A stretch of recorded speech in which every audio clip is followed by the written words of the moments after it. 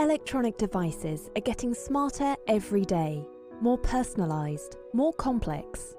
Industry is more connected and the pace of innovation is moving faster.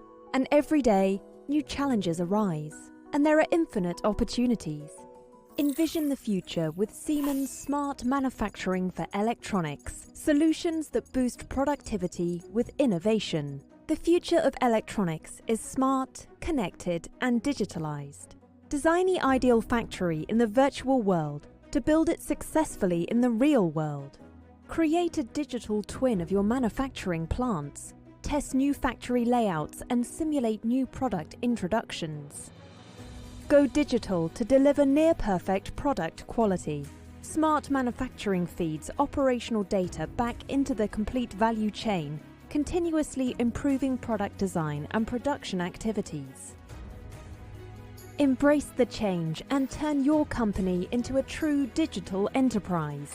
Synchronize and digitalize to enhance performance and flexibility. Implement a comprehensive digital thread for increased visibility and trust. Gain complete control and traceability of all manufacturing processes. It's about unlocking innovation so you can go faster by adding productivity enhancements through digitalization. Envision the future with Siemens Smart Manufacturing for Electronics, solutions that boost productivity with innovation. Siemens, where today meets tomorrow.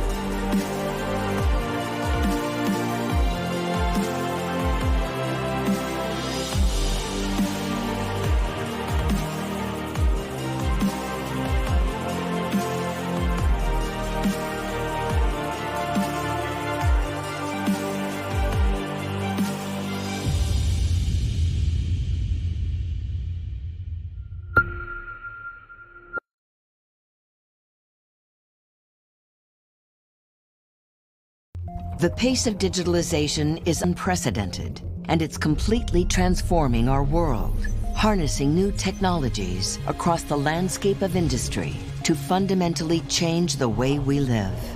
Electronics will be pervasive as companies move from selling hardware to providing personalized digital services. IoT will connect everything with automation and intelligence to optimize performance.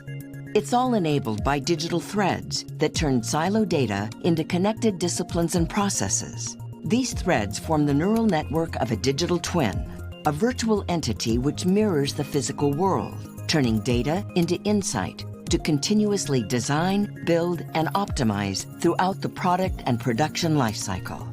This transforms siloed electronic systems development, enabling intelligent simulations and parallel design to front-load quality control.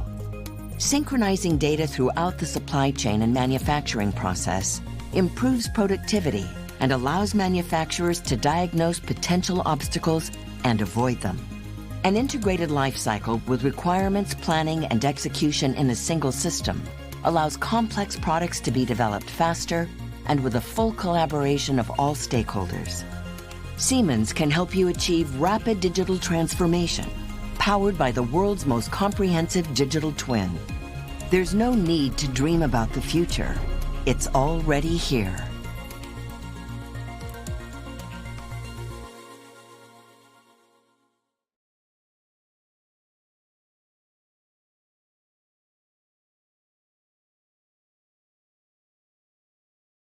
Electronic devices are getting smarter every day, more personalized, more complex. Industry is more connected and the pace of innovation is moving faster. And every day, new challenges arise, and there are infinite opportunities. Envision the future with Siemens Smart Manufacturing for Electronics, solutions that boost productivity with innovation. The future of electronics is smart, connected, and digitalized. Design the ideal factory in the virtual world to build it successfully in the real world. Create a digital twin of your manufacturing plants. Test new factory layouts and simulate new product introductions. Go digital to deliver near-perfect product quality. Smart manufacturing feeds operational data back into the complete value chain, continuously improving product design and production activities. Embrace the change and turn your company into a true digital enterprise. Synchronize and digitalize to enhance performance and flexibility. Implement a comprehensive digital thread for increased visibility and trust. Gain complete control and traceability of all manufacturing processes. It's about unlocking innovation so you can go faster by adding productivity enhancements through digitalization. Envision the future with Siemens Smart Manufacturing for Electronics, solutions that boost productivity with innovation. Siemens, where today meets tomorrow.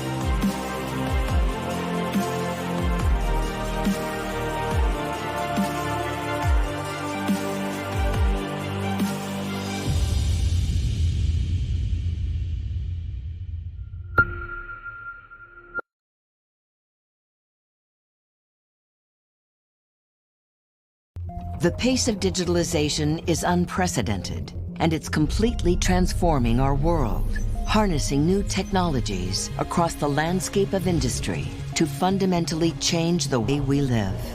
Electronics will be pervasive as companies move from selling hardware to providing personalized digital services. IoT will connect everything with automation and intelligence to optimize performance. It's all enabled by digital threads that turn silo data into connected disciplines and processes. These threads form the neural network of a digital twin, a virtual entity which mirrors the physical world, turning data into insight to continuously design, build, and optimize throughout the product and production lifecycle. This transforms siloed electronic systems development, enabling intelligent simulations and parallel design to front-load quality control.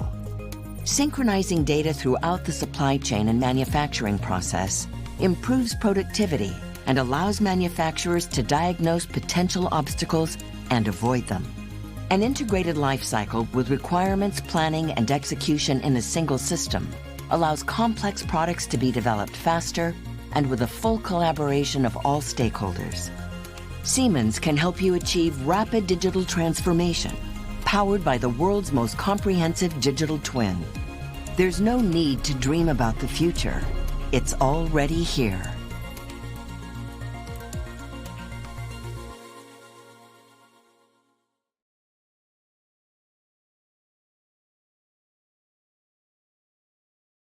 Electronic devices are getting smarter every day, more personalized, more complex. Industry is more connected and the pace of innovation is moving faster. And every day, new challenges arise. And there are infinite opportunities. Envision the future with Siemens Smart Manufacturing for Electronics, solutions that boost productivity with innovation. The future of electronics is smart, connected, and digitalized.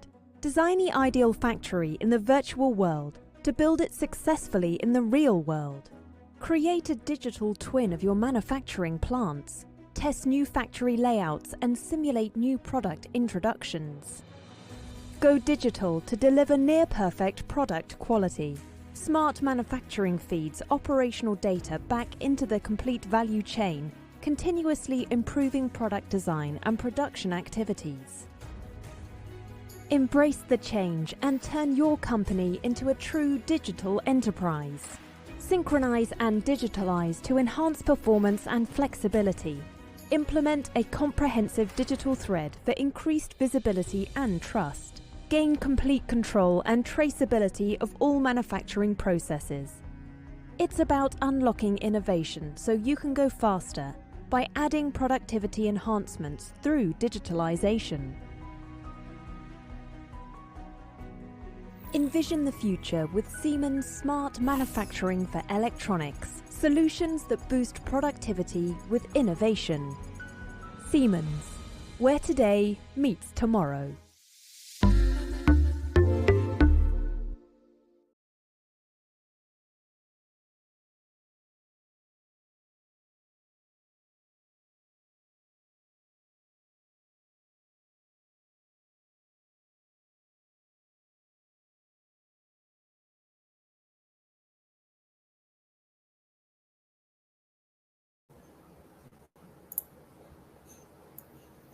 Hello, dear ladies and gentlemen.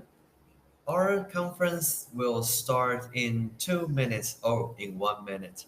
So, before our conference started, please tell me in the chat box now. I'm Jack, by the way, your host today.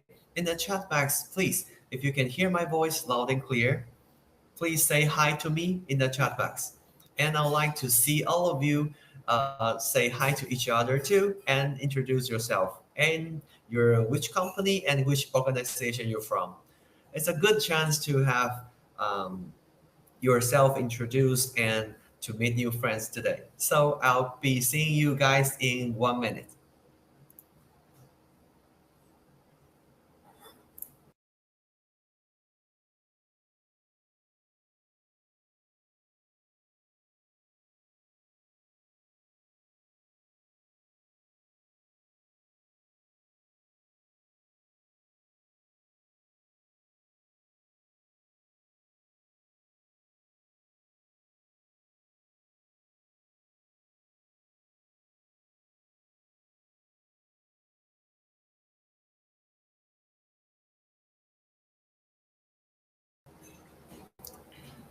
Ladies and gentlemen, I'm very happy to see very many people say hi to me and to each other too. I like to see that because that's the purpose we are having this conference today.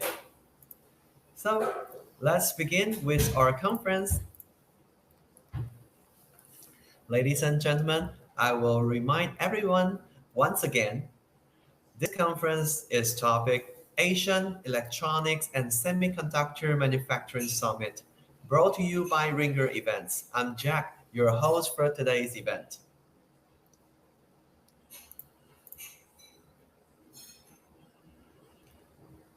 In today's webinar, we will hear from industry experts on the trends and developments in Southeast Asia's electronics and semiconductor manufacturing. As we all know, the Southeast Asian region is a major player in this industry, and many well-known brands here have recollected their electronics and semiconductor manufacturing operations in this region, while others source their electronics and semiconductor components from suppliers located in Thailand, Indonesia, Singapore, Philippines, Vietnam, and so on.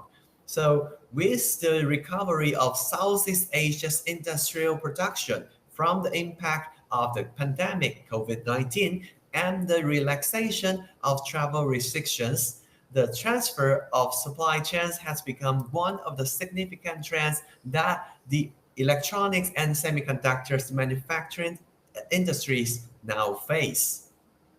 In order to respond to the increasing demand for high-tech products in the global market, it is very important for electronics and semiconductor manufacturers to improve their efficiency and productivity as well.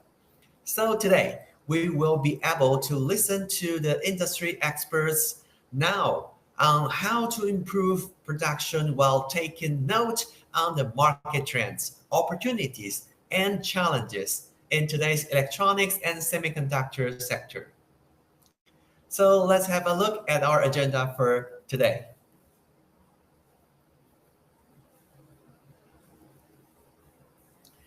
Ladies and gentlemen, we are privileged to have with us today three distinguished speakers who will be sharing their expertise on the Asian electronics and semiconductor industry. Our first speaker on the screen can see Mr. Joy Roy Bondoc is the Associate Director of Colliers International. He will be presenting an overview of the investment and market prospects of the industry. With his extensive experience in real estate, Mr. Bondoc will provide value insights on the economic trends and growth potential for the industry. Next up, we have Mr. Su Kong, the Regional Sales Manager of Carl Zeiss PTE LTE. His technical presentation will focus on quality assurance solutions for PCB and PCBA and electronics components. As an expert in this field, Mr. Su Kong will provide practical and innovative solutions to ensure the quality and reliability of electronic components. After the networking and booth visit time, we will have hearing from the third speaker, Dr. Dan Lachika.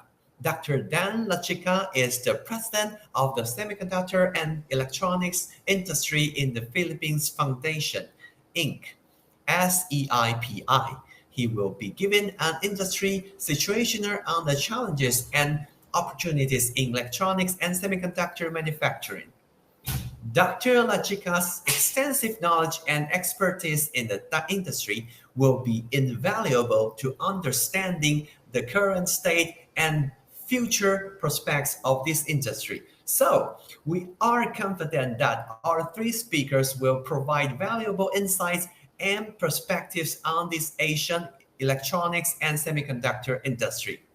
Let us give them a warm welcome and our undivided attention.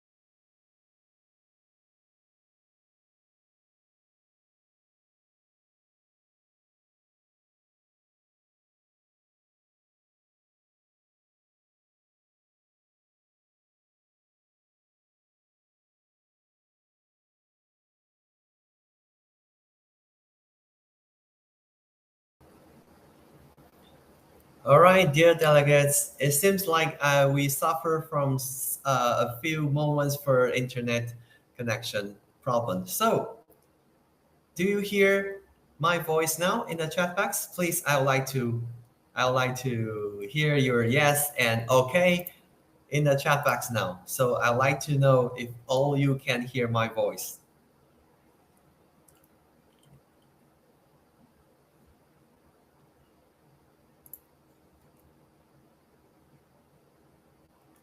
All right. Before I don't know whether you actually listened to my introduction to our exhibitors today. So I would like to also acknowledge the presence of Siemens and Zeiss. They both have their booths in our platform. So later you will have time to visit their booths and also download those very informative materials and watch their videos. All right, I'll move on. So next is our presentation. To start our summit, we have our first speaker, who is currently the Associate Director, Head of Research of Collier International, an excellent analyst when it comes to market trends and developments also in leading industries. Let's welcome Mr. Joy Roy Bondoc. Mr. Joy, you have the floor now. So please turn on the microphone and camera, and delegates, pay attention to his presentation because we're going to have live Q&A at the end. So you have the floor now, Mr. Joy.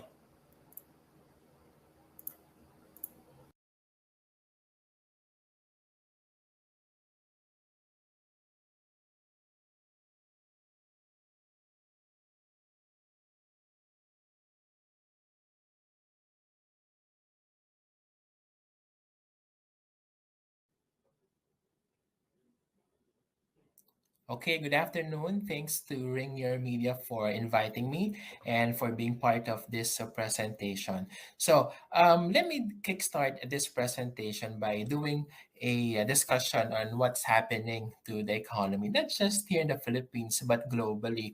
Overall, we're seeing faster economic growth, and we believe that the Southeast Asian region is one of the fastest growing regions. So, you now have relaxed COVID restrictions, and this should further propel the growth of this region. And you have countries such as Thailand, Indonesia, Philippines, Malaysia, Vietnam that are very strong economies and are likely to dominate and lead the recovery in the market. One good example here is the Philippines, which grew by 7.6% last year, 2022, and this is much faster than the contraction that the Philippine economy saw in 2020. And it's actually the similar trend for other economies, again, such as Thailand, Indonesia, Singapore, Malaysia, and Vietnam. So overall, this should bode well for the domestic economy.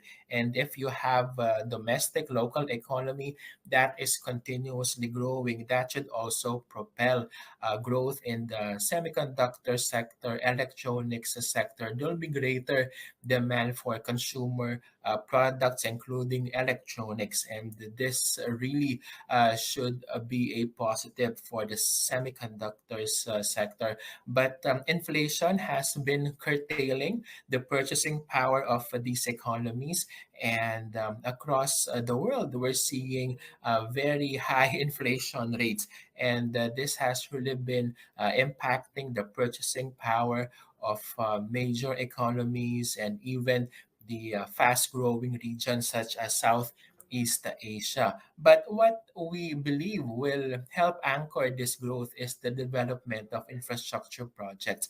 And whether you go to Thailand, Indonesia, Malaysia, Philippines, infrastructure really is a major plank of this recovery story that we are likely to see beyond 2023. In fact, if you go to Indonesia, you have a major railway project that is being completed.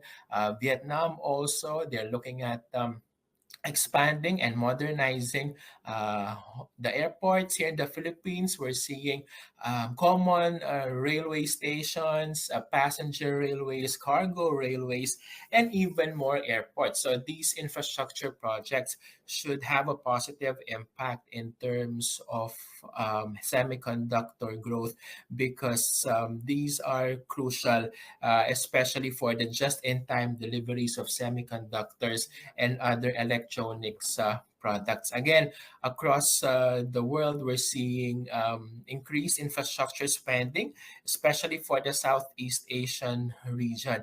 The government or the World Bank a proposed level of spending is about 5 to 6% of a GDP, and this is practically the level of spending that we are seeing in major economies such as Vietnam, Malaysia, Thailand. Looking at this slide here, if you go to Vietnam, Malaysia, Thailand, Indonesia, these are some of the Southeast Asian economies where infrastructure spending is really strong within the World Bank recommended 5 to 6% of their GDP. And they are ranking very well also in terms of infrastructure ranking, infrastructure competitiveness globally. So this is according to the World Economic Forum's Global Competitiveness Survey. The Philippines is faring disappointingly, but we hope that the new administration really ramps up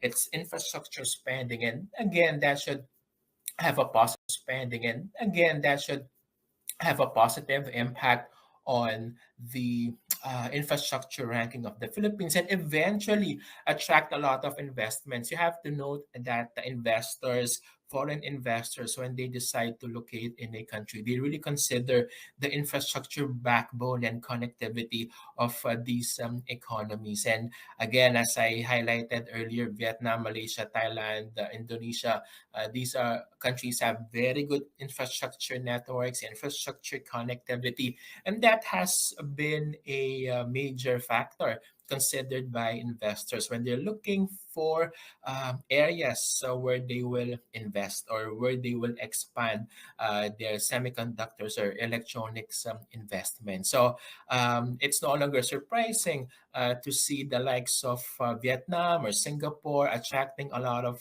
manufacturing investments, especially electronics investments, Thailand, Malaysia, semiconductors investments as well, because these countries are very competitive and moving forward, they're likely to corner bulk of the semiconductors and electronics investments. So again, I discussed previously that the Philippines ranks disappointingly in terms of infrastructure competitiveness. And looking at how the Philippines fares in terms of attracting foreign investments, only $4.6 billion first half of 2022. But look at how other economies are doing. China, $101 billion, Malaysia, $28 billion, Indonesia, more than $21 billion, South Korea, even Thailand, more than $6 billion. And of course, for the Philippines, it wants to attract these level of investments also. But what's positive here is that these Southeast Asian economies, Malaysia, Indonesia, Thailand, these are attracting a lot of foreign direct investments, even Singapore. This is one country that attracts a lot of manufacturing investments and should be a test case for the Philippines and for other key economies in the region that really want to attract a lot of job generating investment. So if you look at foreign investments, I just want to focus here for a few minutes, Philippines, which has really been attracting a lot of foreign investment, especially in central and the southern Luzon regions. And these are two regions that are attracting a lot of semiconductor investments. And these are the developers that have been enticed to develop, expand industrial spaces and facilities because of the new investments, pledged infrastructure, pledged investments from a lot of manufacturers. And overall, if you look at the Philippines again, much of the investments coming from the manufacturing sector.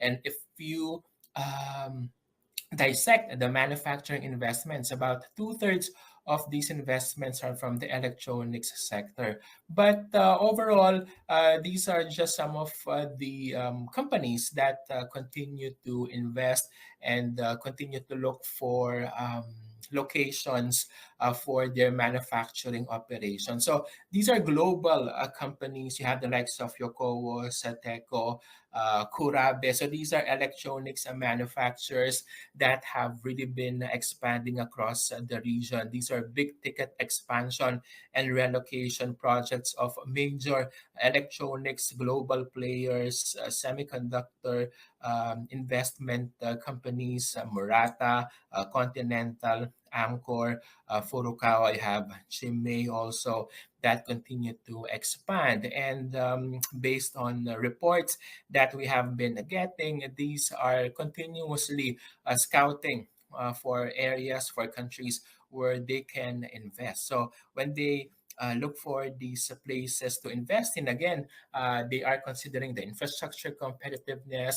Will there be enough industrial spaces, industrial parks?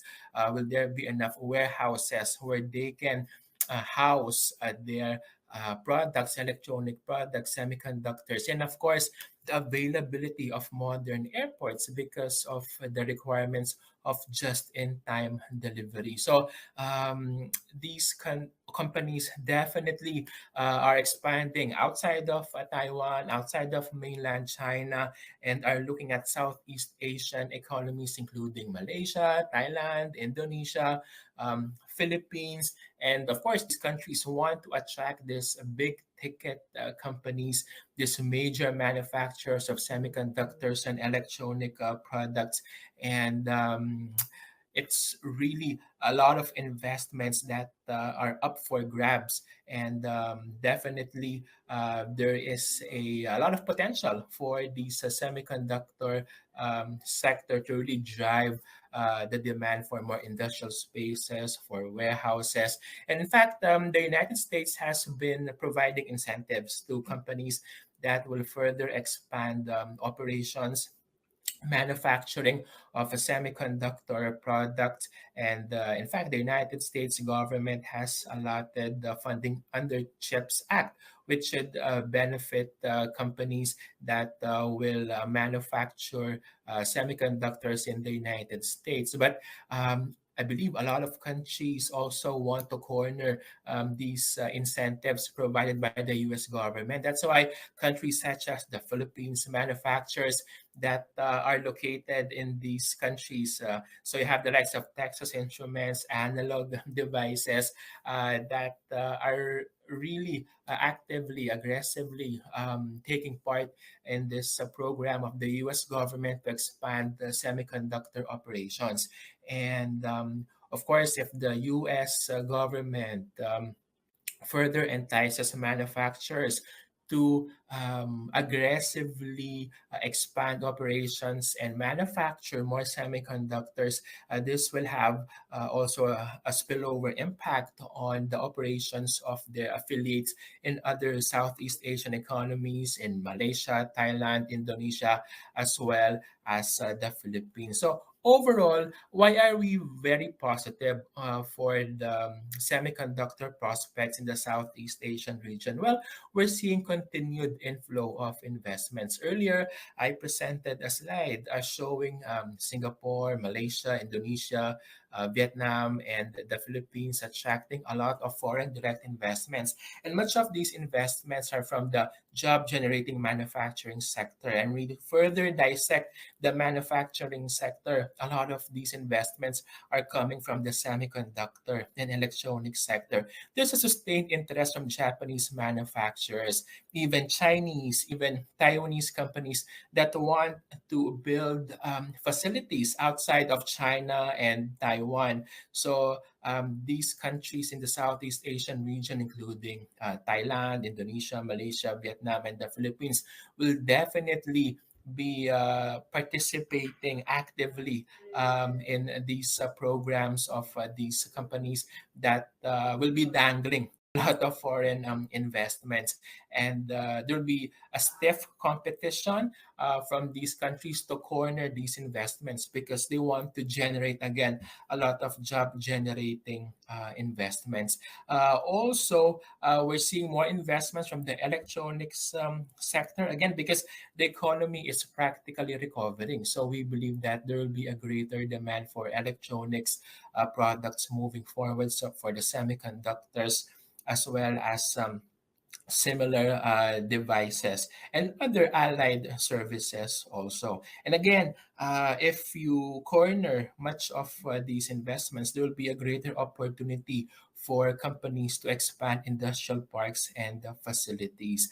And in fact, if you look at Singapore, if you look at Thailand, Vietnam, Malaysia, at Colliers, we constantly monitor industrial development in these countries, and we're seeing a very proactive stance being employed by developers as they expand, as they develop and build more industrial spaces and warehouses. And again, this is one segment that will benefit from the substantial manufacturing of these semiconductors, as well as electronics and other allied services. So, what do we need to watch out for in 2023? Similar to my previous slide, we're likely to see the development of new industrial parks to house the manufacturing of the semiconductors and electronics, and also more warehouses to house these semiconductors. A global economic slowdown, we need to keep an eye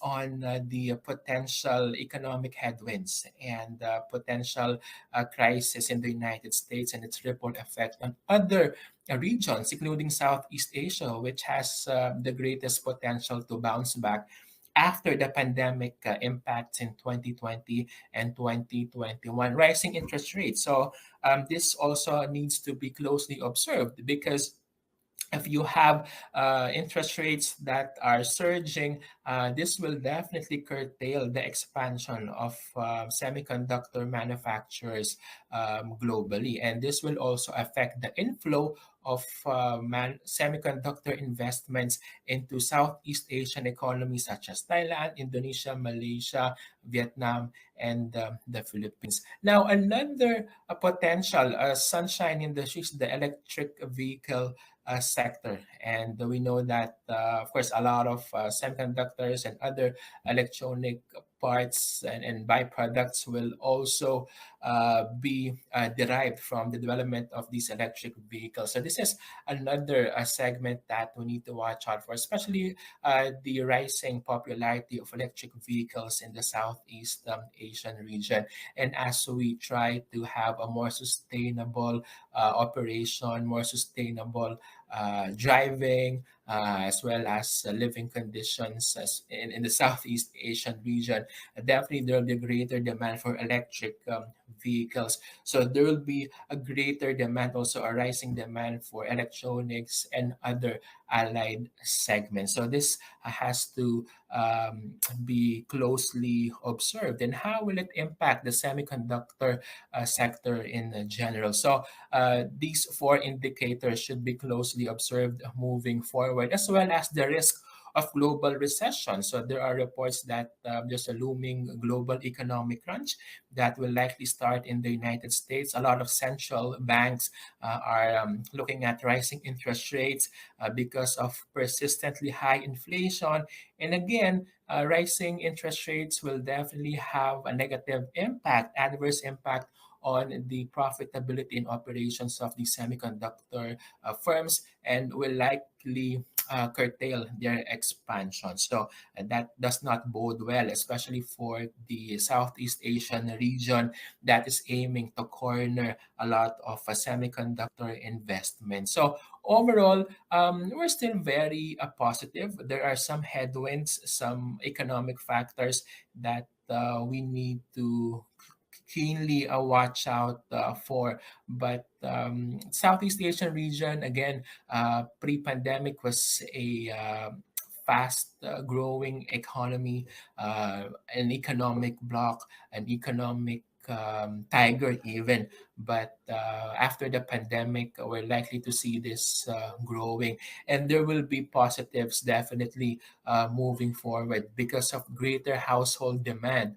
Um, these economies really rely on personal consumption, and also you have economies such as Thailand, Indonesia, Malaysia, even the Philippines, which have reached the demographic sweet spot. So they have young, mobile, millennial workforces, and this will partly drive the demand for more electronic products. So these are very good markets also for your semiconductors and other allied products. And again, there's improvement in business and the consumer confidence in these economies. Again, why not? These economies are growing at a dynamic pace, very fast pace of growth, and definitely there will be a greater demand for consumer products, for electronic products, and that will also propel the demand for more semiconductors.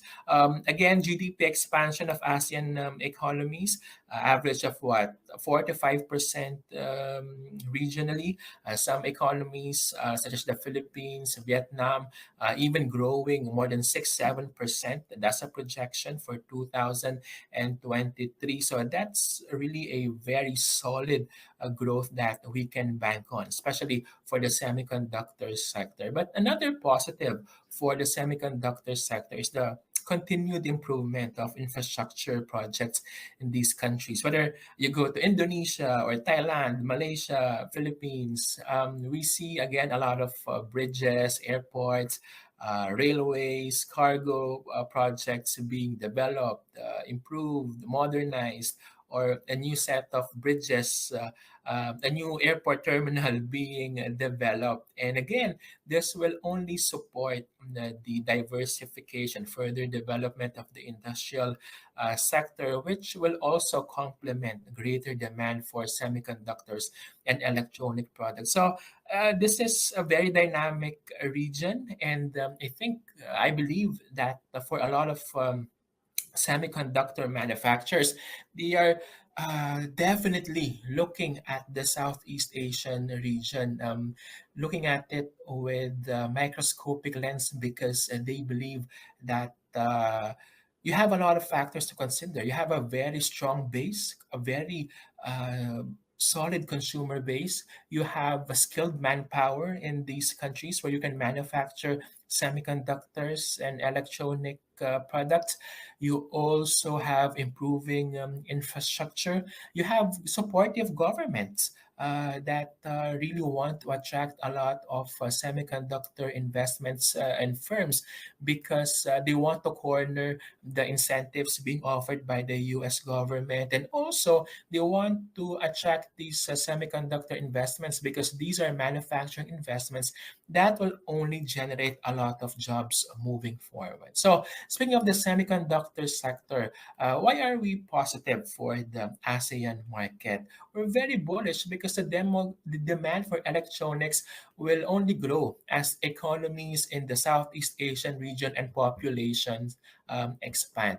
Greater GDP growth, average of 5 to 7% for 2023, even beyond 2023, will only result in greater, higher disposable income. And again, that will also fuel the demand for semiconductors and electronic products because the demand for consumer electronics will also increase in these countries. As I mentioned earlier, you have a demographic sweet spot, populations, workforces that are generating high income, high disposable income, very high purchasing power, and that will of course, support the demand for consumer products and electronic gadgets. Further differentiation of products will be crucial. So semiconductors, as we know, are very important components of a lot of electronics products. But what value added products or services will companies be able to provide?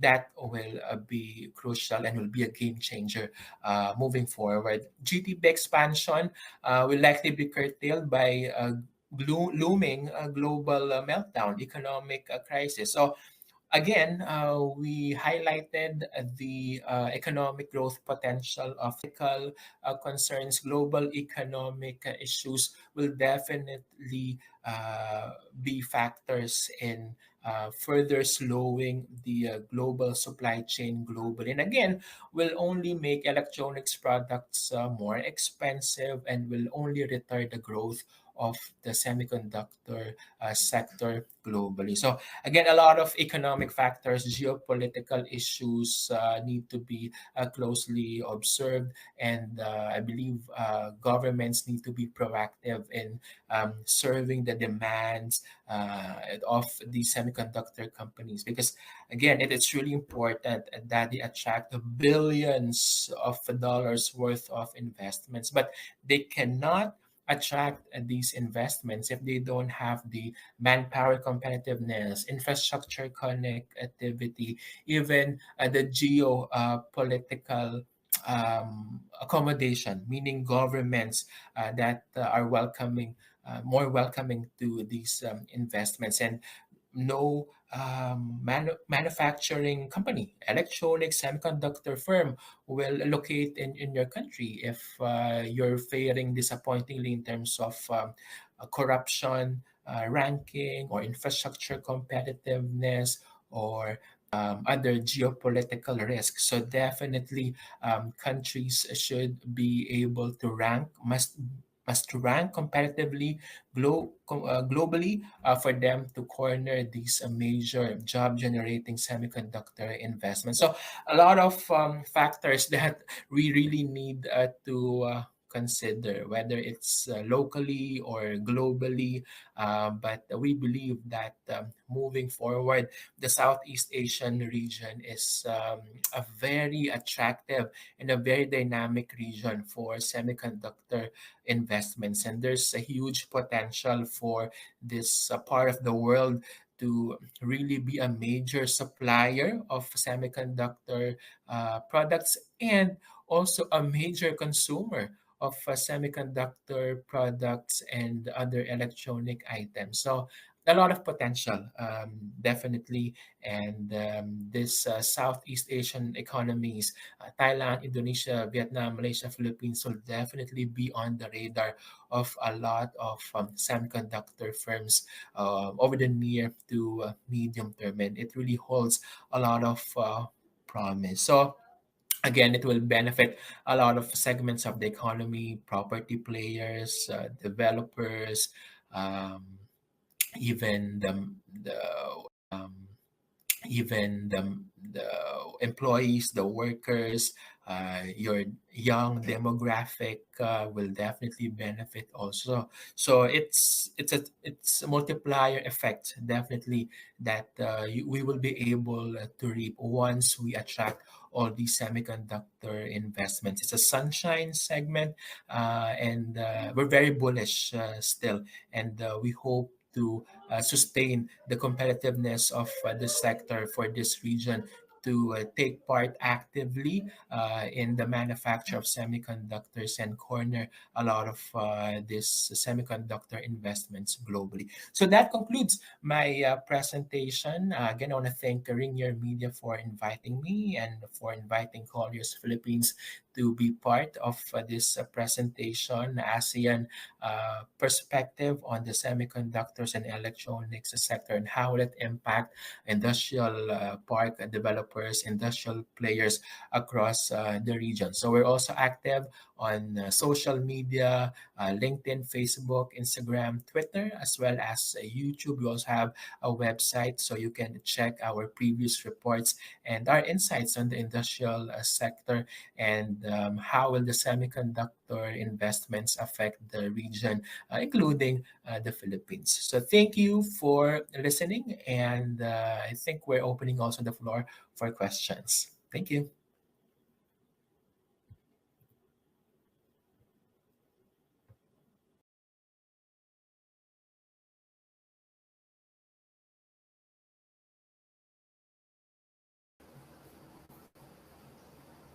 Hello, do you guys hear my voice?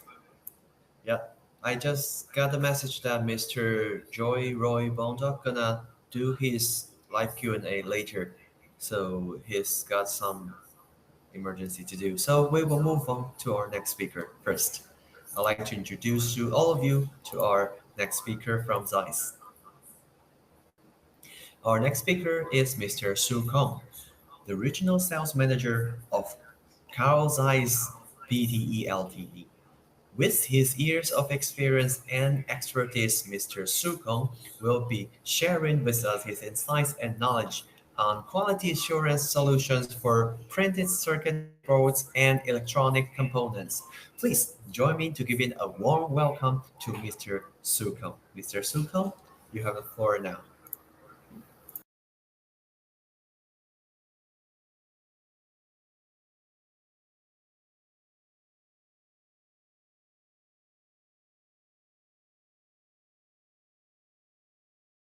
Good afternoon, everyone. Welcome to Zeiss sharing on quality assurance solutions for PCB, PCBA, and electronics components. My name is Su Cong. I'm the speaker of today. I'm the regional sales manager from Zeiss Industrial Quality Solutions, Southeast Asia. I'm responsible for the sales of the IQS product portfolio in Singapore, Indonesia, and Philippines. This is the topics I would like to cover today. I will start with a brief introduction about Zeiss. After that, I will touch on Zeiss quality assurance solutions for the electronics industry, especially for applications for electronics devices. I will then go deep to share our proven solutions for the subcomponents of PCB, PCBA, as well as electronic components. Finally, there will be a Q&A session.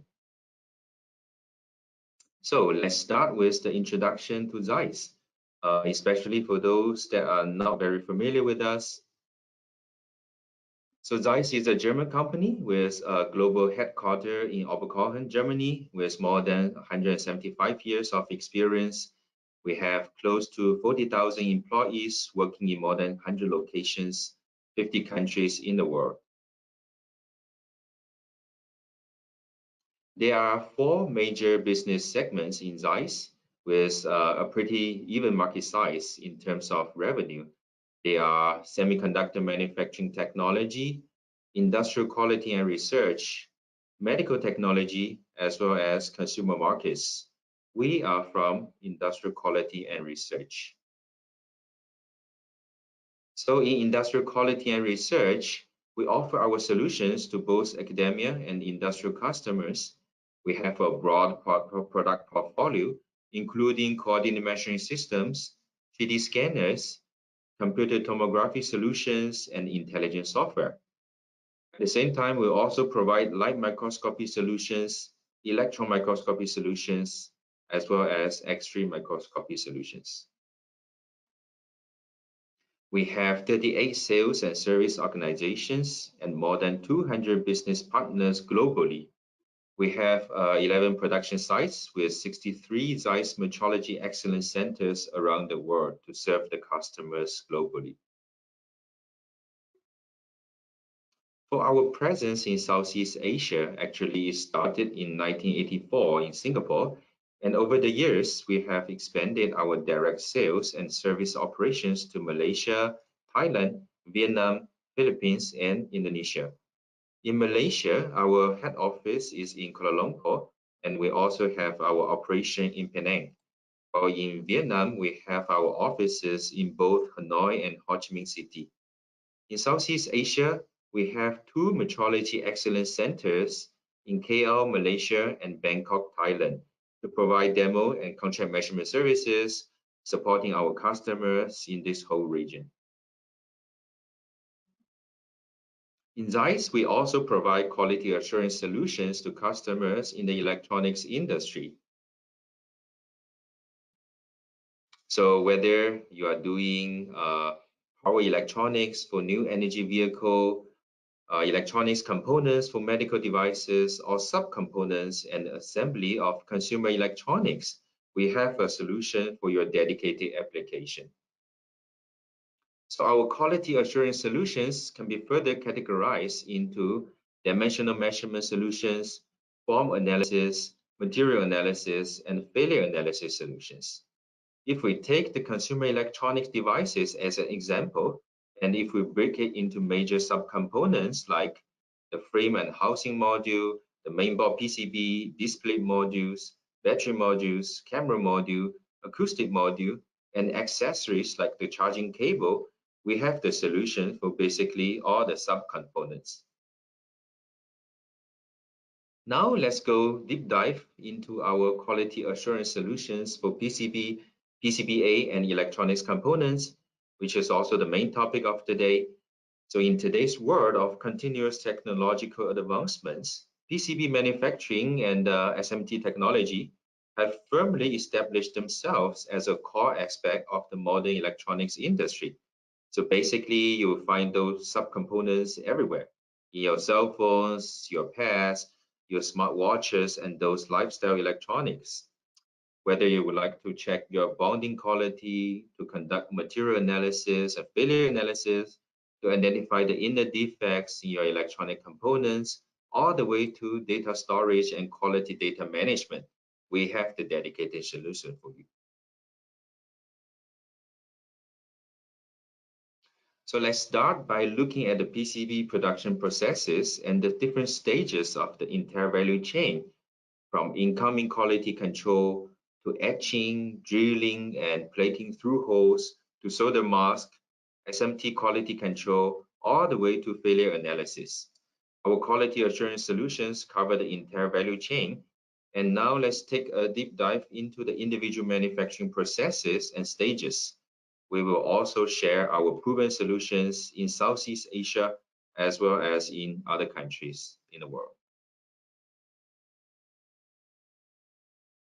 So it's all started from the incoming quality control, and it's always challenging to analyze the uniformity of surface structures of copper foil and prepreg. The challenges can be addressed with ZEISS EVO 10 scanning electron microscope. The resolution of 3 nanometers at 30 kV guarantees the clear observation of surface microstructure, and the 5-axis motorized stage enables sample observation from different angles. Moreover, it's easy to use, and the large chamber can measure 9 samples at the same time, which improves the detection efficiency. With its small footprint, EVO 10 can also be used in small labs. So during the incoming quality control, roughness measurement of copper foil is also frequently required. To minimize transmission loss and to ensure the bond strength of the resin, the surface roughness of copper foil needs to be compliant with certain ISO standards. The ZEISS SmartProof 5 confocal microscope is a good fit for this application. It's able to provide 3D imaging and measurements at micron and submicron levels. Also, the dedicated lenses with the high numerical apertures and optimized for 405 nanometer LED light source guarantees the accuracy of the measurement using non-contact confocal technology. The case study below actually shows a sample using the SmartProof 5 for the surface roughness measurement. For the etching process, the automatic measurements of line width, space, and height are always needed after etching. The ZEISS Smart Zoom 5 digital microscope is able to perform automated acquisition of 3D information of the circuit lines without the need for microsection. It also assures reliable measurement results with the MPE values according to ISO 10360. The centimes length has both a large field of view and high resolution, which enables a wide range of accurate measurements.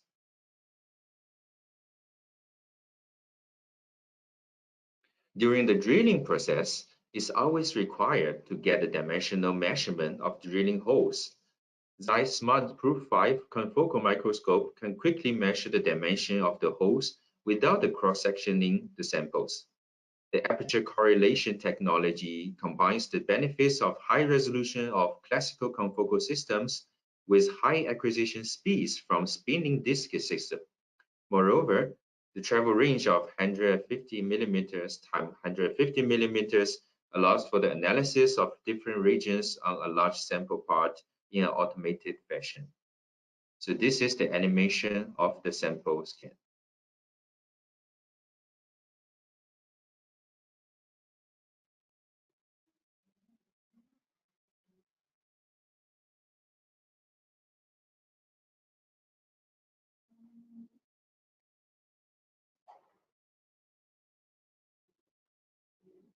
The next step is the plating through hole and is always required to observe the crystal structure of the electroplated copper to study the physical properties and whether the electroplating parameters are normal.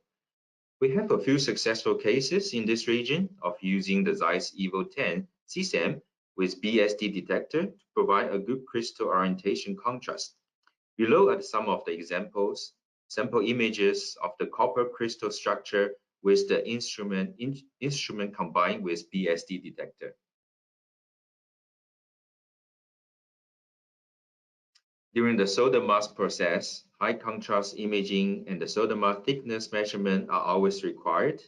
For this application, Zeiss Light Microscope Axial Imager could be used to perform cross-section inspection with 20 times objective lenses. The dark field observation provides high contrast performance, which allows for clear observation of solder mask thickness. The modern light management system is able to automatically adjust lighting intensity as well as scaling, which ensures that the samples are always optimally illuminated.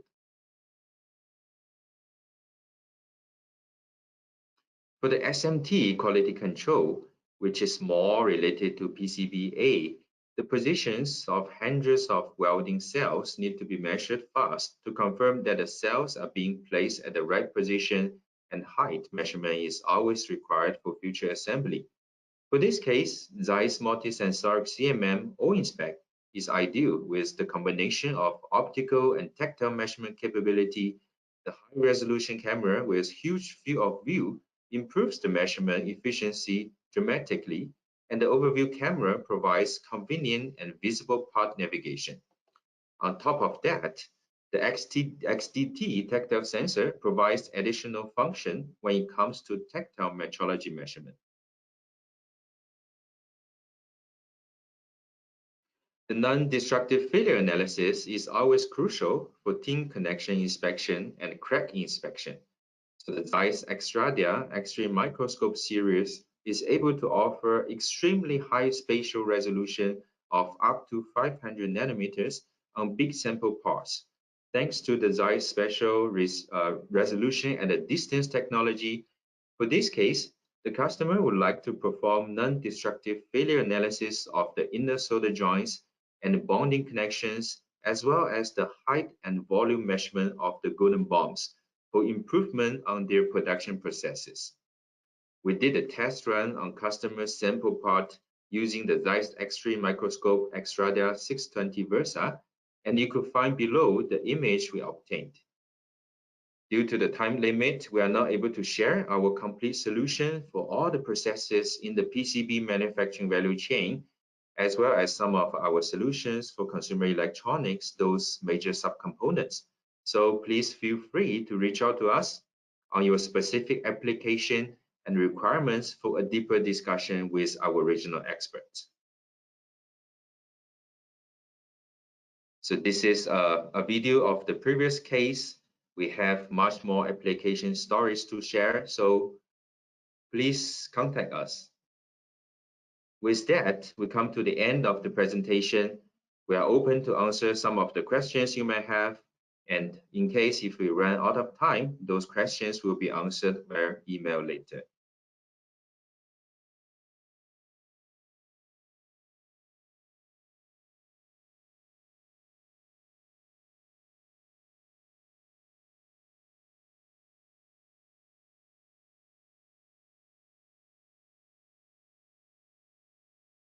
All for Mr. Sukong's presentation. So now let's go to the Q&A.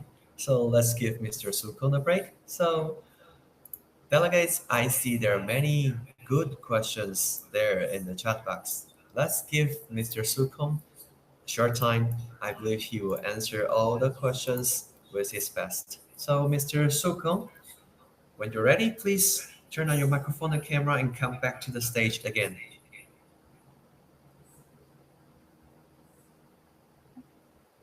Hi, welcome back. Let's go to Hi. the Q&A platform. So, Mr. Sukong, are you ready with our first question? I will publish the question for you. Sure, of course. Yeah, because there are several questions. I have no time to, you know, just to arrange them for you. What about we answer this one first? Oh, yeah. So someone asked, does Zeiss have dedicated solutions for consumer electronics and their subcomponents? Yes, Zeiss Industrial Quality Solutions does have proven solutions for consumer electronics like smartphones, pads, tablets, lifestyle electronics, smartwatches, hearing aids, just to name a few. And we do have quality assurance solutions for their subcomponents, and we take care of the entire value chain. For example, we have dedicated solutions for camera modules, acoustic modules, frame and housing module, connectors, as well as battery modules. But due to the time limit of this speech, we are not able to share all the details, but we could take it offline to have a separate discussion on your specific quality needs. Yeah, especially you're also to share some contact information with us. Maybe you can leave it here for those delegates if they want to contact you for further Sure, discussions too. sure. Let's still with the second question. So what's the common application for industrial city systems for electronics? So for city systems, some of the common applications include like wall thickness analysis, nominal actual comparison, defects and pore analysis, assembly control, material failure analysis, as well as transparent material inspection. So it works well for the major subcomponents of the consumer electronics. For example, you can use the CT to check on the camera lens assembly.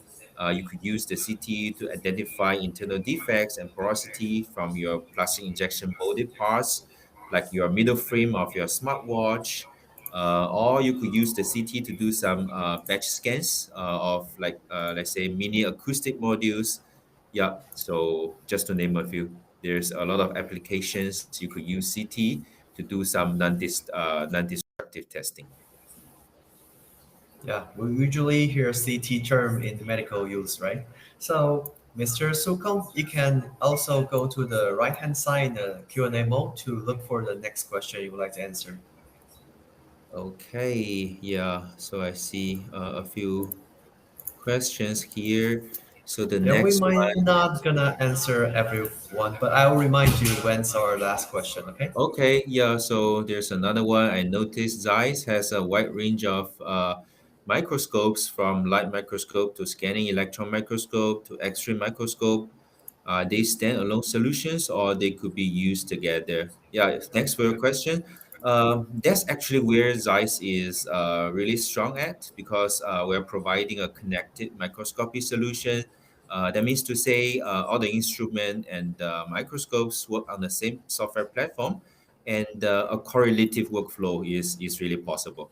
So, for example, if you have a light microscope, a scanning electron microscope, and the X-ray microscope, or in your quality and failure analysis lab, you could actually use the light microscope to locate the area of interest first, and then to transfer the coordinates into the scanning electron microscope or X-ray microscope for some further investigations, like surface characterization, particle analysis, and failure analysis. Oh, that's the end. Okay, let's go to the next one. Next one. Yeah, take a look at those questions. I think Zeiss is very famous for CMMs. What's the range of machines that can be used in electronics industry, and what's the typical application? Yes, Zeiss is very famous for CMMs, and in Zeiss IQS, we do have many CMM models with different accuracy statement, sensor configuration, measurement range, and of course, different price tag. And for electronics industries, some customers they will opt for, let's say, entry level CMMs for some quick true precision GD&T metrology measurement on their plastic injection molded parts, like the middle frames of smartwatches, middle frame of laptops, and some they will go to those high-end machines with very good MPE zero value, go up to like zero point 0.3 or 0.5 microns to check on their mold and mold canal. Some of the molds are being used to fabricate the lens barrels, uh, which is used to house the lens assembly. So that's why sometimes there's a very tight accuracy, like tolerance requirements, as well as the repeatability requirements. So actually, our full range of CMMs and multi-sensoric CMMs with optical sensors can be used in the whole entire value chain, taking care of different processes. Wonderful to know. And dear delegates, I'm very busy checking all the questions asked in the chat room. So I think we still have time for a couple of questions. Mr. Kongsu, please, I mean Su Kong, please go to the next one. Okay.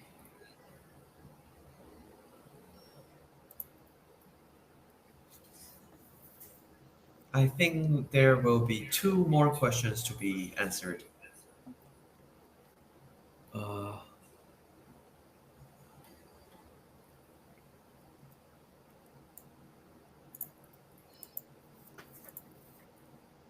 Yeah, there are some long questions. It takes some time to read the questions. Oh, we okay, choose a short one. so here is another one. What's the best resolution achievable for Zeiss microscopes?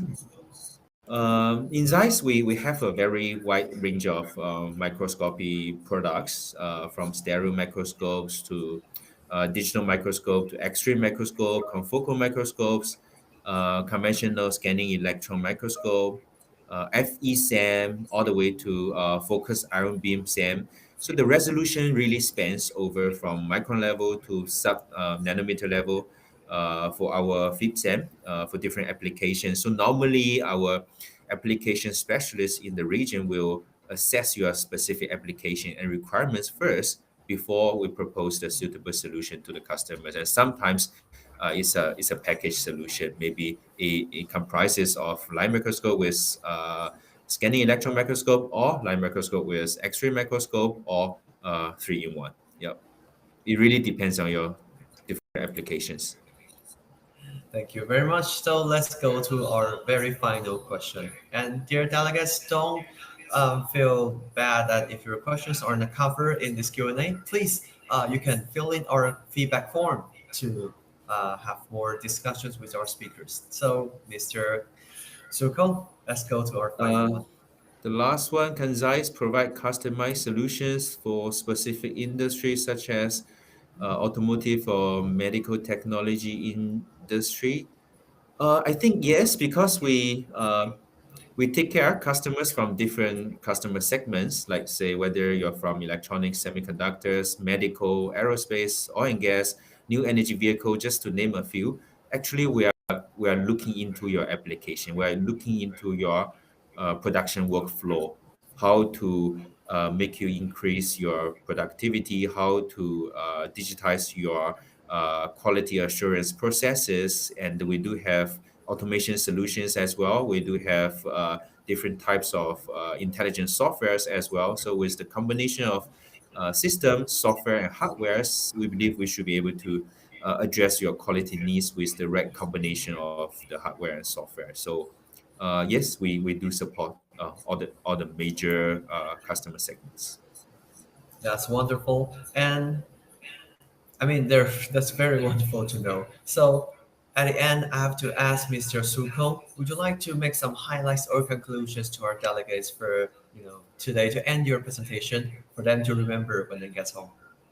Yeah, first of all, thank you so much to the event organizer to give us this valuable chance to share with all the delegates about our quality assurance solutions for PCB, PCBA, as well as electronics components. And we know it's only a short speech, so we cannot cover our whole product portfolio. So yes, I will leave a contact with you. Feel free to reach out to us if you do have any quality needs. You want to have a deeper discussion with our regional product sales specialist, and we could take care of your application needs and your requirements with a deep discussion and come up with a specific proposal. And yeah, thanks for Wonderful. your time. Yeah, delegates, we will meet Mr. Sukong in the chat box later again. So, Mr. Sukong, feel free to use the platform and the message function, talk to all the delegates you want to talk to, and delegates you can talk to Mr. Sukong as well. So, thank you for your time today. As a host from Ringer Events, I really want to have you back in our future events. See you next time. See you. Thank you. All right, dear delegates, we will move on to our next presentation. And I see Dr. Dan Lachikan is ready already. So I'll be very quick with his presentation introduction. But however, before we enter the next presentation, we will have a short 10-minute break to enable our delegates to check out the booths of our exhibitors. Siemens and Zeiss, they do have booths at the left-hand side on your menu bar. Please click the e-booth function. You can go to visit their booths. And dear delegates, here I would like to make an announcement like there's an on-demand webinar presentation from Siemens. Topic: high plume single device tracking. You can also watch it in the lobby or in Siemens booth. We encourage you to come back to the platform to finish watching the Siemens presentation too. After today's virtual conference, and also I would like to answer some of the questions from delegates. Yes, we do have a replay. We do have a playback video after today's webinar. So please remember, you can use the SAM login credentials, SAM login link. We will also send you a thank you later after that to encourage you to come back to this platform again to talk to the other delegates and also watch the playback video too. Okay, let's go back to the Siemens on-demand webinar. The speaker in the on-demand webinar is Dimitri Wishav. I really don't know how to pronounce his name, but I list his name in the chat box. I mean, in the lobby already. He is from Global Pre-Sales Semiconductor Siemens DISW. Dimitri has over 20 years of experience in the semiconductor industry, with many MES implementations achieved in both front end and back end too. So, as global pre-sales actives with a large global accounts, Siemens Semiconductor marketing activities as well as driving the Siemens Semiconductor product roadmap. Anyway, I encourage you all watch the on-demand webinar later. You cannot watch it now because we're gonna have very good presentations later. So, dear delegates, welcome back. I'll stay. Please stay tuned. I'll be seeing all of you after 10 minutes.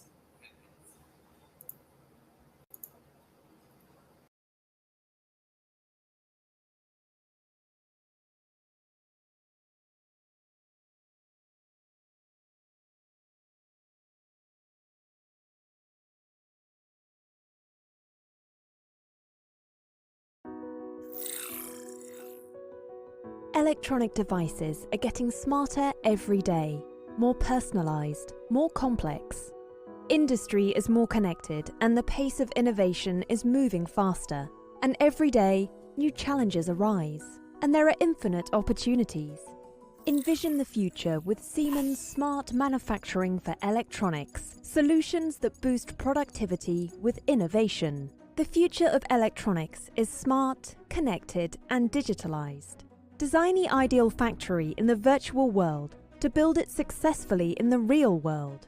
Create a digital twin of your manufacturing plants. Test new factory layouts and simulate new product introductions. Go digital to deliver near-perfect product quality. Smart manufacturing feeds operational data back into the complete value chain, continuously improving product design and production activities. Embrace the change and turn your company into a true digital enterprise. Synchronize and digitalize to enhance performance and flexibility. Implement a comprehensive digital thread for increased visibility and trust. Gain complete control and traceability of all manufacturing processes. It's about unlocking innovation so you can go faster by adding productivity enhancements through digitalization. Envision the future with Siemens Smart Manufacturing for Electronics, solutions that boost productivity with innovation. Siemens, where today meets tomorrow.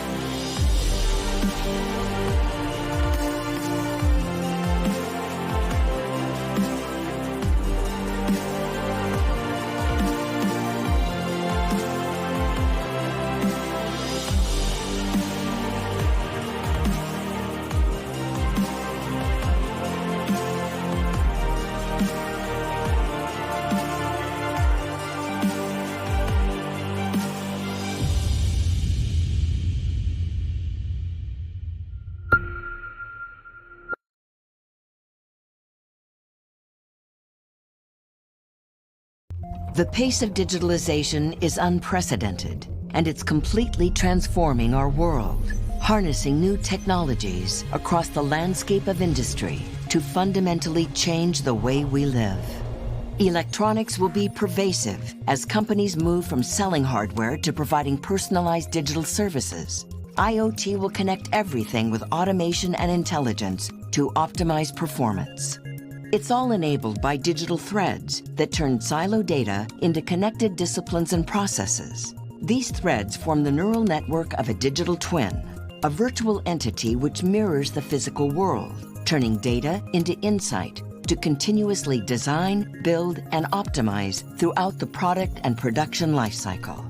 This transforms siloed electronic systems development, enabling intelligent simulations and parallel design to front-load quality control.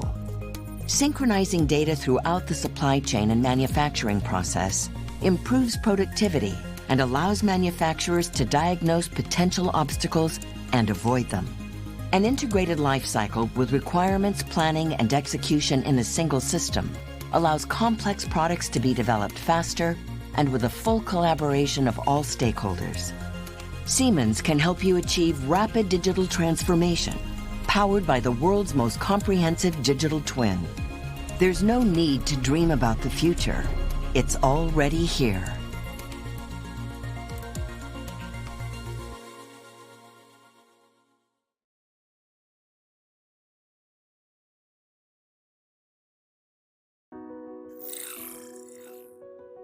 Electronic devices are getting smarter every day, more personalized, more complex. Industry is more connected and the pace of innovation is moving faster. And every day, new challenges arise. And there are infinite opportunities. Envision the future with Siemens Smart Manufacturing for Electronics, solutions that boost productivity with innovation. The future of electronics is smart, connected, and digitalized. Design the ideal factory in the virtual world to build it successfully in the real world. Create a digital twin of your manufacturing plants. Test new factory layouts and simulate new product introductions. Go digital to deliver near-perfect product quality. Smart manufacturing feeds operational data back into the complete value chain, continuously improving product design and production activities. Embrace the change and turn your company into a true digital enterprise. Synchronize and digitalize to enhance performance and flexibility. Implement a comprehensive digital thread for increased visibility and trust. Gain complete control and traceability of all manufacturing processes. It's about unlocking innovation so you can go faster by adding productivity enhancements through digitalization. Envision the future with Siemens Smart Manufacturing for Electronics, solutions that boost productivity with innovation.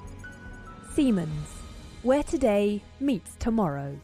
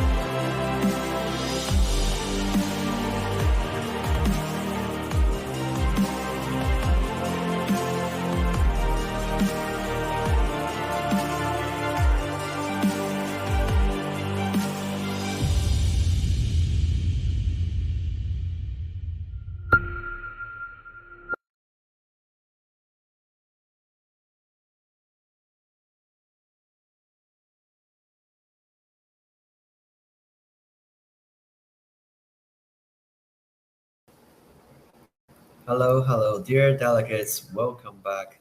I'd like to ask you this question once again. If you can hear my voice loud and clear enough before we enter our next very good live presentation, please tell me. Please say yes in the chat box if you can hear my voice loud and clear. So I'll introduce our next speakers to all of you.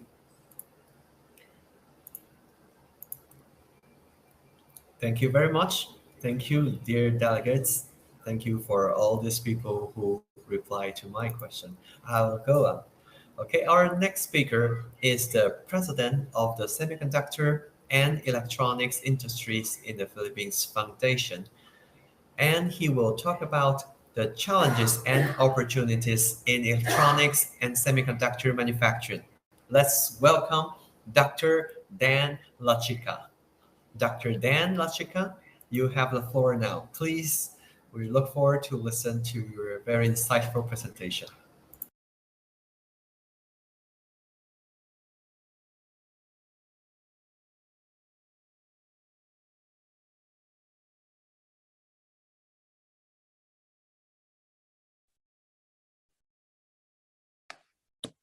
Good morning, everyone. I'm Dan Lachica from the Semiconductor Electronics Industries of the Philippines, and we'll be talking about the challenges and opportunities in the semiconductor and electronics manufacturing environment. I'll be covering a little bit about SAPI, our organization, the Philippine electronics industry, exports for 2022, the destinations and the import origins, and the top 3 exported and imported products from ASEAN. The opportunities that will be presented will also be covered. That includes RCEP, IPEF, our electronics roadmap, our organization initiatives for the industry and linkages with international partners, and last but not least, investing in the Philippines. The Semiconductor Electronics Industries in the Philippines Foundation, Inc., or SAPI, is the largest leading organization of multinational and Filipino-owned semiconductor and electronics manufacturing firms, suppliers, allied and support industry members and academic institutions. We have several subsectors, which we will discuss in a minute. And basically, we can go to the next page and show the different sectors. Go ahead, please. There you go. The semiconductor electronics exports alone contributed 13.41% to the GDP of the Philippines, and this increases to over 20% of the country's GDP when we consider the industries that depend on our industry. As I mentioned earlier, we have different sectors, the biggest one being in semiconductor and other components. What you see on the right would be the logos of the bigger companies that fall in that category. That would include Texas Instruments, Analog Devices, onsemi, and so on. For the electronic data processing equipment, we would have Western Digital and Toshiba being the biggest. For office equipment, we have Epson, Murata, and Ionix. And I'm not going to read all of the logos and the likes, but just to go through, we have telecommunications, electronics, communications and radar, control and instrumentation, medical and industrial, automotive electronics, consumer electronics, aerospace, and renewable energy. You will also see that we have IC design, and we're starting to promote IC design, integrated circuit design, in the Philippines as a fledgling industry. Our market destinations for our exports. The biggest export destinations would be the USA, China, South Korea, Japan, among others. In Europe, Germany and Netherlands would be our big export destinations. In addition to that, for ASEAN, we have Myanmar, Vietnam, Thailand, Laos, Cambodia, Malaysia, Brunei, Indonesia, and Singapore are as our export destinations. The bigger countries of destination in ASEAN would be Singapore, Thailand, and Malaysia. And with those, the top 3 products exported to ASEAN member countries are composed of semiconductors and components and devices, electronic data processing, and telecommunication electronics. For imports, here we showed the import origins, and the biggest countries we import raw materials from would be China, South Korea, Japan, and the USA. For ASEAN countries, this would include Myanmar, Vietnam, Thailand, Laos, Cambodia, Malaysia, Brunei, Indonesia, and Singapore. For the top 3 countries that we import materials from, this would be Singapore, Malaysia, and Thailand. And the top 3 products would be semiconductors and components, electronic data processing, and communication and radar electronics. What are the opportunities? Well, for the Regional Comprehensive Economic Partnership, or RCEP, the opportunities would include, or the advantages would include, due to its liberalization of trade by eliminating 90% of the tariffs within member countries, active participation in RCEP will reduce the overall cost of imported materials and exported goods for the electronics industry. Being the largest trade pact representing 50% of global manufacturing output and 70% of electronics, RCEP can provide the Philippines greater market access by increasing trade with China, Australia, New Zealand, and other ASEAN countries. It would also help attract foreign direct investments, or FDIs, and improve trade relations with the countries already implementing the RCEP agreement. As far as the Indo-Pacific Economic Framework for Prosperity, the advantages offered would be the extended technical assistance from member countries with advanced digital ecosystems to expand digital inclusions, excuse me, expansion and diversification of U.S. foreign direct investments in the ASEAN region, especially on semiconductors and electronics. They improved labor standards by monitoring and reporting labor issues, the consideration of environmental standards, and cooperation under the Clean Economy Pillar to promote climate resiliency and usage of green, renewable energy sources and technologies. Last but not least, the resilient supply chains through the establishment of an intergovernmental crisis response mechanism. Excuse me. The other opportunity that we would present would be involvement in our electronics roadmap, which we call PATS, or Product and Technology Holistic Strategy. This is the overall industry strategy that is necessary to guide the industry players on how to move up the value chain and what specific products and technologies in the semiconductor and electronics industry that must be pursued in the growing sectors in the next 5 years to develop a niche in the global market. And what you're looking at right now would be identified products in the different sectors for this driver of sunrise technologies or emerging technologies. So this would be the highest propensity for growth and the potential to become a niche for the Philippines in the global market. For example, as I mentioned earlier, semiconductors and electronics would compose 70% of our exports. And so we see smart sensors and memory chips being the opportunities for growth. And of course, as I mentioned, IC design. We have aspirations to grow that industry. So far, we only have 6 companies that are in that space, but with the help working with government partners, we hope to grow that industry and the talent pool to support that. For the other sectors, for example, for office equipment, we have big printer manufacturers in the Philippines, but none of them have 3D printing capability. So that's an area we will pursue. And as you go across the towards the right of this material, you will see circles that are encircled blue, and these are some of the opportunities that we would like to pursue. For example, smart watches and wearables. We have several companies that manufacture sub-assemblies, but we don't have a complete smartwatch manufacturing facility here. I see IoT devices for smart agriculture under telecom. Cobots or collaborative robots would be a good opportunity. Also, for especially during the pandemic, we've seen demand for consumer electronics, medical electronics. So we see that also as an opportunity for growth. And whether it's automobile electronics or radar, we see the need for smart batteries. As you know, as electric vehicles become very popular, we need to have batteries to support that.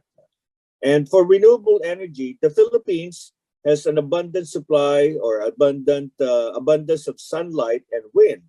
We have wind farms, we have solar farms. Unfortunately, we can't maximize the use of this energy capacity because it can't be done on a 24/7 basis. So, it makes sense that we would be looking at energy storage for this renewable energy. And like I said, that will enable us to work on a 24/7 basis. And last but not least, at the bottom of this chart, the research and development opportunities across the board would be strengthened to develop new materials, new processes, and the like. The next page would show other opportunities, in particular, IR 4.0 or Industry 4.0, or, as others may look at it as advanced manufacturing.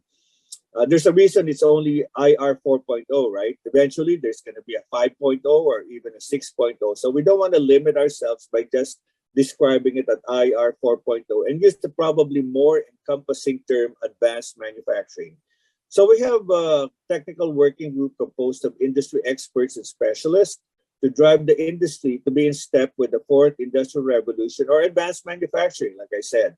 And the team members baselined on a common understanding of Industry 4.0, shared by the respective member companies who, in responding to a survey, how they've responded to technologies involved in IR 4.0. So the objective of this TWG are aligned with our Department of Trade and Industry, I3S, or Inclusive Innovation Industrial Strategy, a program which promotes upgrading the technology platforms as well as reskilling and upskilling workers. We've conducted regular quarterly technical working group meetings and invited the IR 4.0 partners, practitioners, and experts. We've tapped government partners for possible incentives for our programs, and we're collaborating with the foundation, specifically Unilab Foundation, for advanced manufacturing initiatives. Of course, we want to get the academia involved, so we've partnered with our Commission for Higher Education to prepare the workforce for IR 4.0 transformation and established partnerships with vendors and industry associations to provide more affordable solutions. In fact, one of those partners hails from Singapore, and we will continue to do that. Next page shows an opportunity for parts localization. While we are the biggest exporter of commodities, as I mentioned earlier, we're also the biggest importer of raw materials. As an industry, we are trying to develop the countrywide database of available suppliers. And as suppliers, that we have a lot of SMEs, but we'd like to stimulate their interest because to help them overcome the challenges with the lack of capital and no market, the cost competition, and all that. So as manufacturers, the handicaps are part sourcing decisions for the multinationals. And so what we want to do is to create an environment where we overcome these hurdles or these roadblocks and encourage the localization, as we call it, of raw materials. I mean, if we can just even localize 1% of the materials we import, the dollar value, that's about $300 million already. And so we've started, we've made progress, about $6 million we've localized, and it's going to grow as we pursue this initiative. So again, this is an open invitation for our partners in the Asean country to establish facilities in the Philippines to support local supply chain. And then what we have here would be partnerships, not just on a company basis for B2Bs, but also expanding our reach and collaborating with international associations, our counterparts across the world. For example, in the United States, we have three partner associations: the Consumer Technology Association, the Electronics Industries Alliance, I should say, the Semiconductor and Industry Association, and in Singapore, we have 5 of them. Association of Electronic Industries in Singapore, the Association of the Telecommunications Industry, Lux Photonics Consortium, and SEMI Southeast Asia, as well as the Singapore Industrial Automation Association. In China, we have a couple of partners, the China Electronics Chamber of Commerce and the Shenzhen Electronics Chamber of Commerce as well. Two in France, the Alliance Electronique, and also Angers French Tech. And one in Taiwan, the Taiwan Electrical and Electronics Manufacturers Association. So we will continue to develop this partnerships with our counterparts to leverage on the synergies that can be had with these kinds of collaborations and partnerships. And we have our PSECE, the Philippine Semiconductor Electronics Convention and Exhibition.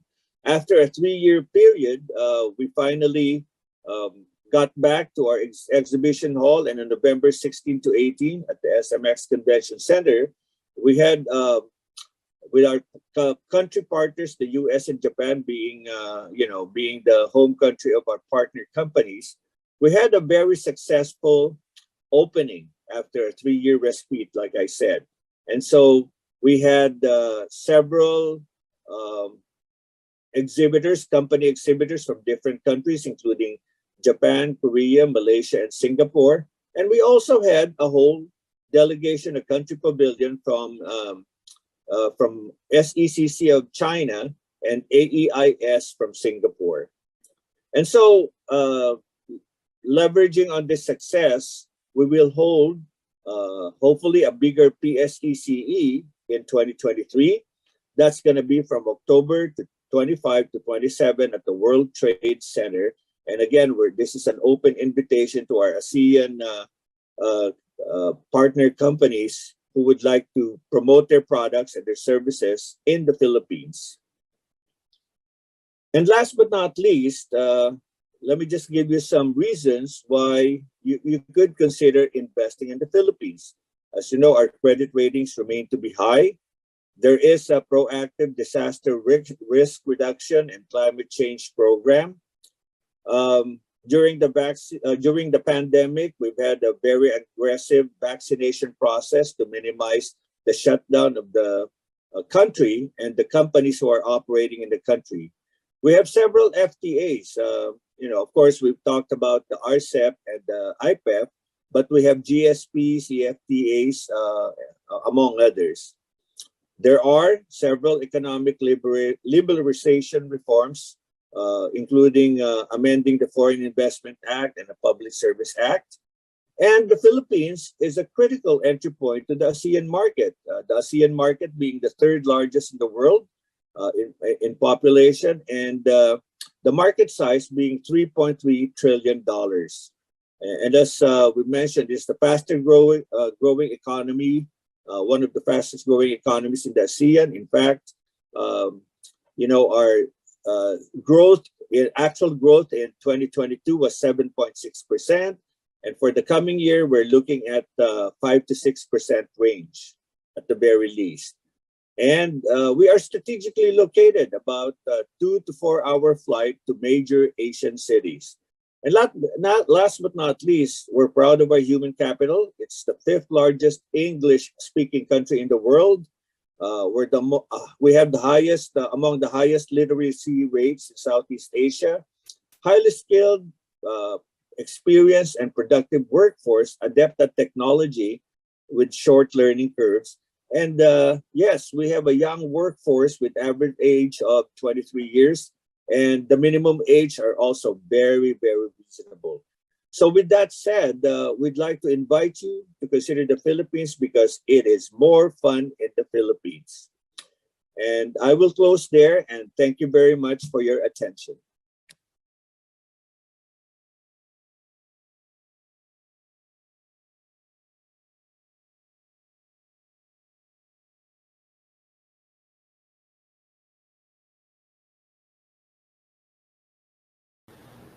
Thank you, Dr. Dan Lachica. Now, let's give Dr. Dan Lashika a few moments to take a look at those questions. I have to say, personally, yes, I think the Philippines is a very beautiful country to go to. Yeah, you see the last slide from Dr. Dan Lashika, right? All right. Also, I'm very happy to see there are very good questions in the chat box during the presentation of the speakers, and also some discussions there. They're really good. So, Dr. Dan Lachika, if you're ready, please turn on the microphone and camera again. I would like to welcome you back to the stage and have a live presentation with us. Dr. Dan Lachika, if you're ready, please, anytime, you can turn on the microphone and camera again for us. And also, dear delegates, I'd like to announce in advance that we later gonna have Joy Roy Bondoc, Mr. Joy, to be our speaker once again to answer those questions being asked during his presentation in our very first sessions. And Joy is back. Joy will answer all these questions later. No, Joy, it's not now. Joy, now is we welcome Dr. Dan Lachika first. Dr. Dan? Oh, okay. So maybe we will take a moment. Dr. Dan Lachika is not here ready yet. Mr. Joy, if you're ready, please in the chat box message me if you're ready to go with your answer first. Okay, so dear delegates, we will welcome Dr. Dan Lachika later if he's ready for his live Q&A. And now we will welcome Joy back to the stage again.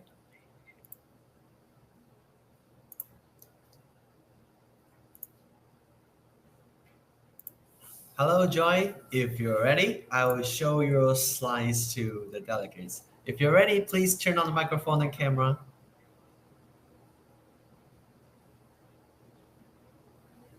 I'll also prepare your questions for you because it was deleted. It was deleted after your sessions, so I will try to post them again here for you. Hi, Joy. Welcome Hello. back. Open the Hi. Q&A platform, and Yes. I'll Hi. publish Hi. the very first question for you. That's the first question for you. Can you please clarify this question for all Yes, the let me delegates let me and read it. What are answer the it? semiconductor prospects in the Southeast Asian region starting 2023? Well, we believe that semiconductor prospects look very good starting 2023. Why? Because we are finally recovering post-pandemic. So we are now seeing less mobility restrictions. In fact, a lot of economies opened. So economies are also recovering. Thailand, Malaysia, Indonesia, Philippines, Vietnam, and there's a strong, solid economic growth that is projected for 2023 for these economies. Would probably range between what 5 to 7%, and you have these economies that have very dynamic mobile workforces and population. And again, that will also drive the demand for electronics products, consumer electronics, and again, that will have a positive impact on semiconductor demand. So again, we're very positive for the Southeast Asian region, and these countries, Thailand, Indonesia, Malaysia, Vietnam, Philippines, will definitely lead the recovery of the semiconductor sector post-pandemic. Okay, before we proceed to the next question, let's give a few time for Mr. Joy to take a look at those questions. Joy, please go to the Q&A mode on your right-hand side and pick up the next Okay. question for us.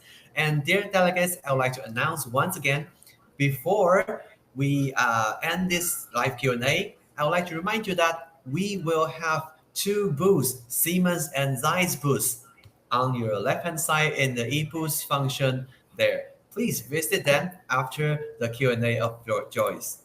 Now you ready, Joy? There's Let's go another to the next one. question here. Is the region prepared to capture growth post-pandemic, especially in electronics production? Definitely, because now that mobility curves are down, we're now seeing greater flow of investments, greater mobility of people, and this Southeast Asian region is definitely prepared to capture a pent-up demand. Again, during my discussion, I presented the need to um, upskill, improve, upgrade the skills of workforces of employees in manufacturing segments, because these countries just want to capture these semiconductors, electronics investments in the market.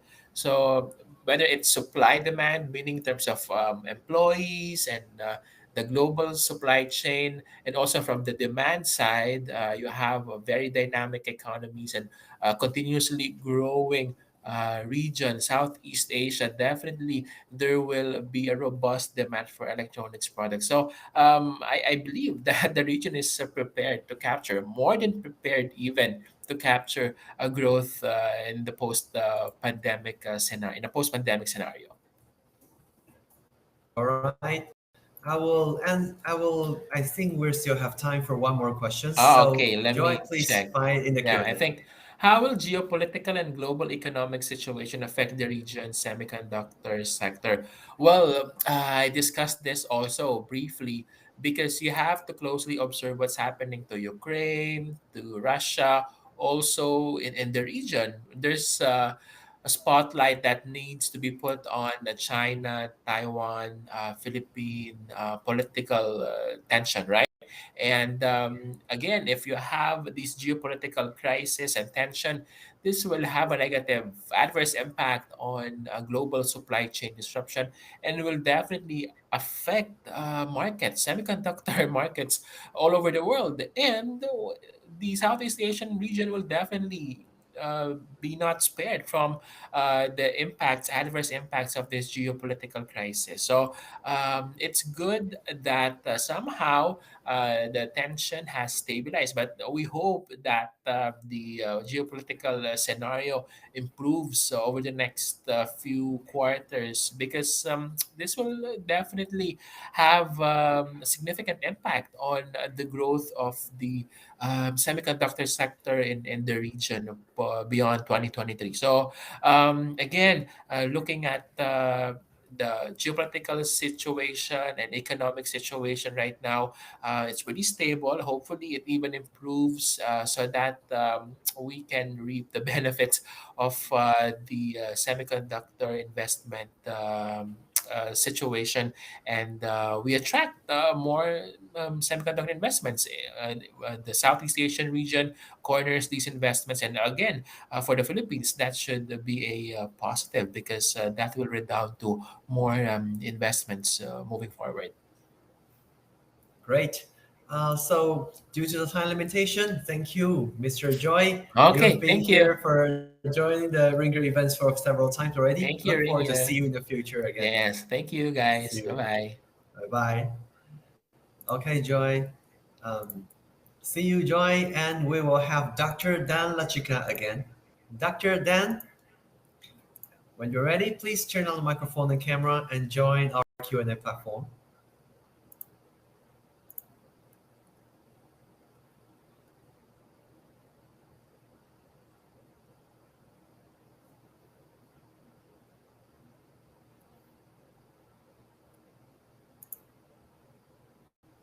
Let's give Dr. Dan Lachika a few moments to read the questions, and after that, he will turn on the microphone and camera and talk to us.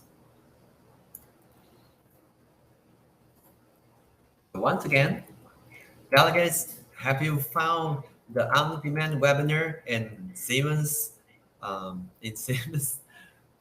booth and in the lobby too? And also, have you visited Zeiss booth already? Remember to do that later. Dr. Dan, please turn on the microphone and camera first before you publish the questions to answer.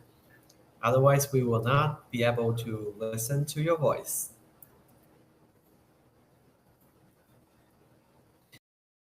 Two buttons below. I mean, yeah, right now I will make the button at the below of the screen for you.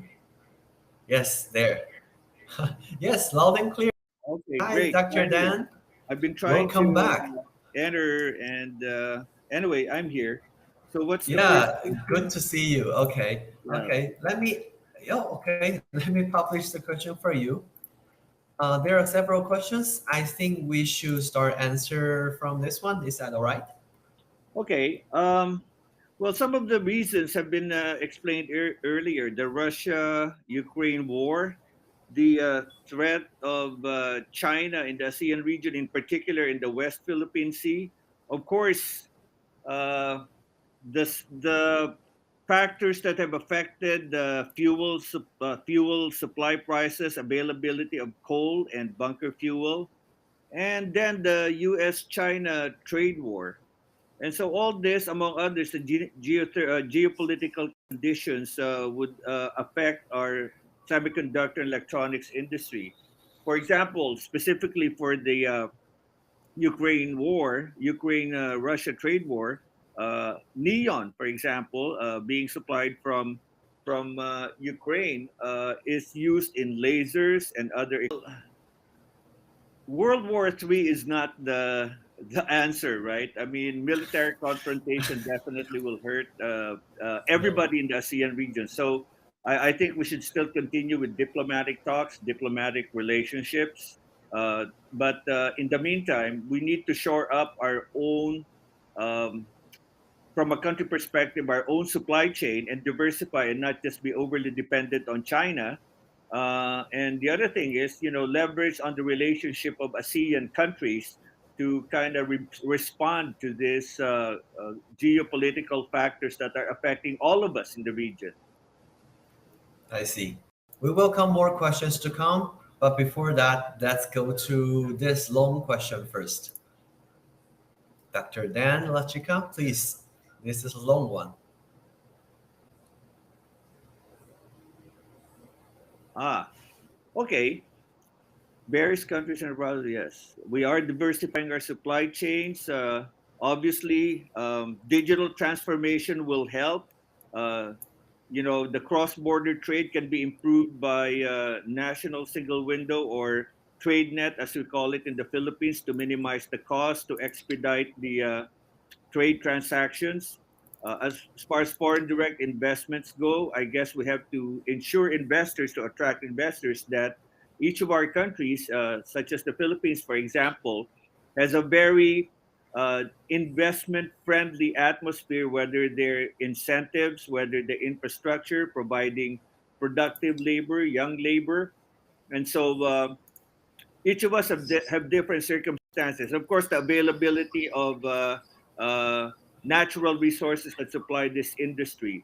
So we have different strategies, but I think at the end of the day, we have to provide an environment that would offer cost effectiveness, that would offer resilience in terms of local, if not international rifts or conflicts that may arise in the environment. Okay, let's go to the next one. What about this one? We had a very good year last year. We grew by about 8%. And this year we're projecting about a 5% growth. It's a little modest, but the base number of $49 billion is also the biggest we've ever had in the Philippines. So we're projecting 5% growth for our industry this year. Yeah, what about the your neighbors aside from Philippines? What about the others? What do Ah, you expect? Well, looking at the regional climate, of course, the threats locally, I think, you know, I see Vietnam continuing its high growth rate, especially in the electronics industry. Malaysia also will be growing. Their own version of Silicon Valley seems to be growing. Thailand may be a little flat. Indonesia maybe not electronics, but other investments also may be growing. But from a regional standpoint, I think we're going to be seeing modest growth across the board. Okay, that's wonderful. So we still have only a little time, but we received a very new question here in the chat box. So Dr. Dan Lachika, either you can spend a little time answering this question in very short way, or we can jump to the conclusion. Which way?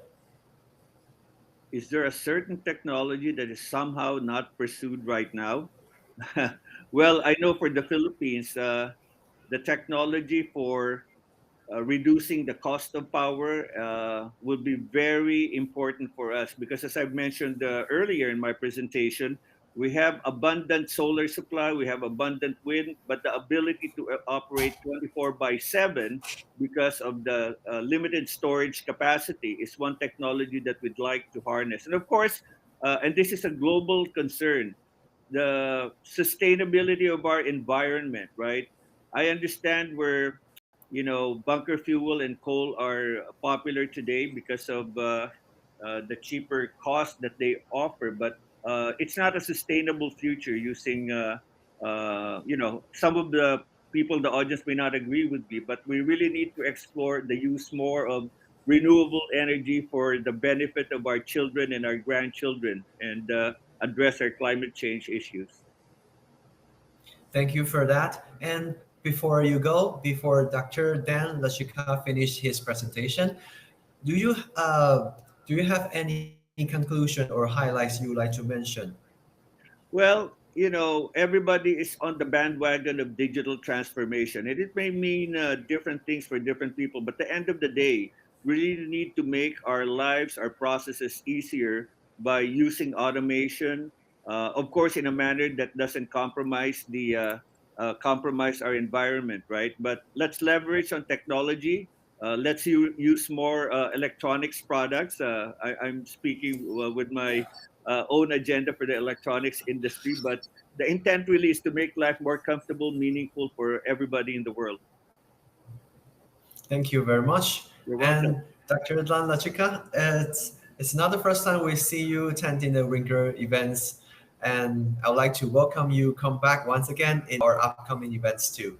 It'll See be you my next pleasure. time. Thank you very much. See you. Bye bye. Bye bye. So delegates in the chat box now also say thank you and goodbye to all our speakers today, Mr. Joy, Mr. Dan Lachika, and also Mr. Sukong. So due to the time limitation, I know there are several questions not answered yet, and I believe you would like to have further discussions on many topics. But let me wrap up today, and you can also enjoy your time networking and also explore boost function and also talk to each other the delegate between delegates in this platform. This platform will still be open after this webinar.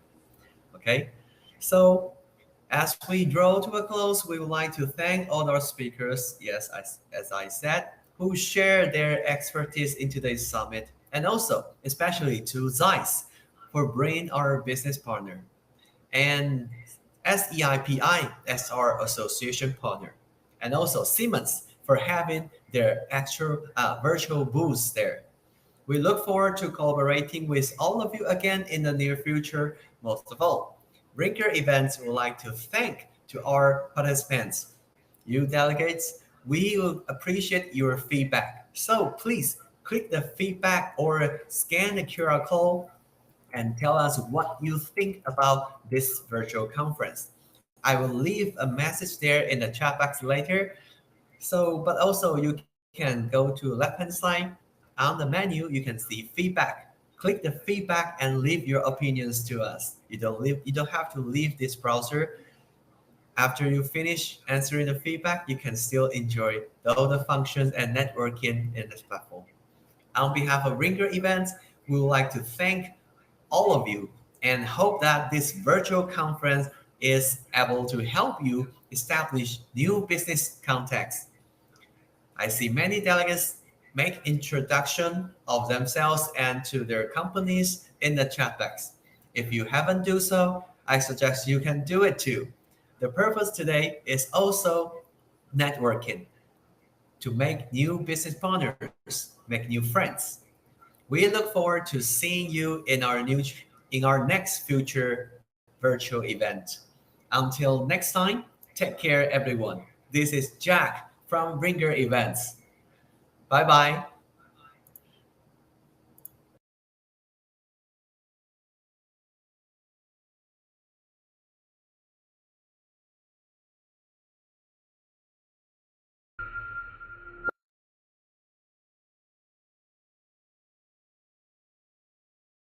The pace of digitalization is unprecedented, and it's completely transforming our world, harnessing new technologies across the landscape of industry to fundamentally change the way we live. Electronics will be pervasive as companies move from selling hardware to providing personalized digital services. IoT will connect everything with automation and intelligence to optimize performance. It's all enabled by digital threads that turn silo data into connected disciplines and processes. These threads form the neural network of a digital twin, a virtual entity which mirrors the physical world, turning data into insight to continuously design, build, and optimize throughout the product and production lifecycle. This transforms siloed electronic systems development, enabling intelligent simulations and parallel design to front-load quality control. Synchronizing data throughout the supply chain and manufacturing process improves productivity and allows manufacturers to diagnose potential obstacles and avoid them. An integrated lifecycle with requirements, planning, and execution in a single system allows complex products to be developed faster and with a full collaboration of all stakeholders. Siemens can help you achieve rapid digital transformation, powered by the world's most comprehensive digital twin. There's no need to dream about the future. It's already here.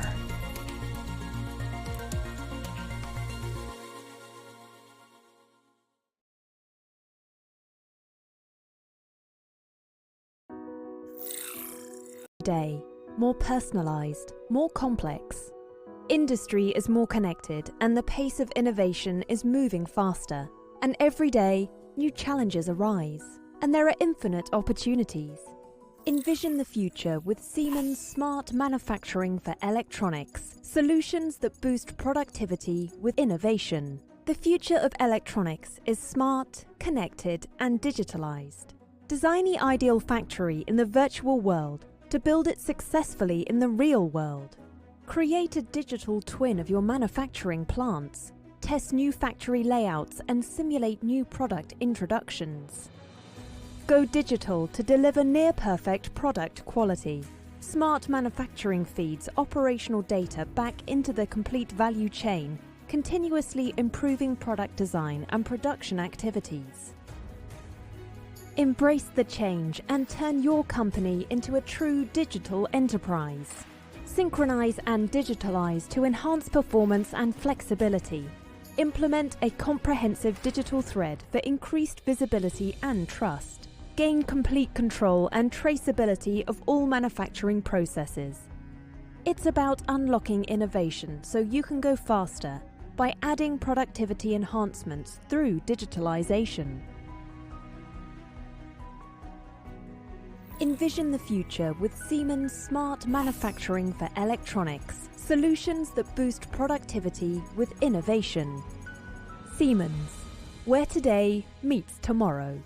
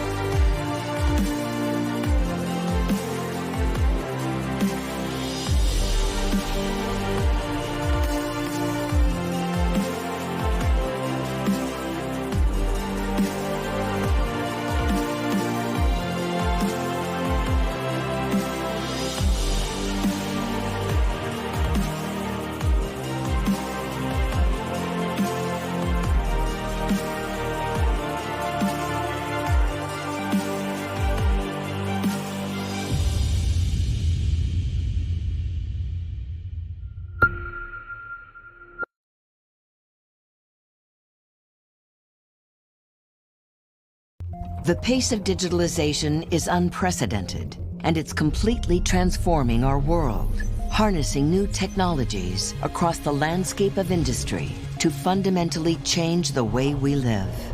Electronics will be pervasive as companies move from selling hardware to providing personalized digital services. IoT will connect everything with automation and intelligence to optimize performance.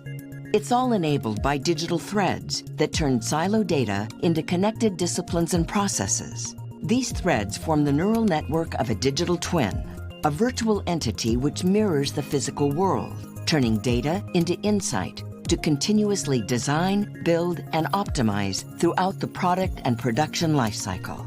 This transforms siloed electronic systems development, enabling intelligent simulations and parallel design to front-load quality control. Synchronizing data throughout the supply chain and manufacturing process improves productivity and allows manufacturers to diagnose potential obstacles and avoid them. An integrated lifecycle with requirements, planning, and execution in a single system allows complex products to be developed faster and with a full collaboration of all stakeholders. Siemens can help you achieve rapid digital transformation, powered by the world's most comprehensive digital twin. There's no need to dream about the future. It's already here.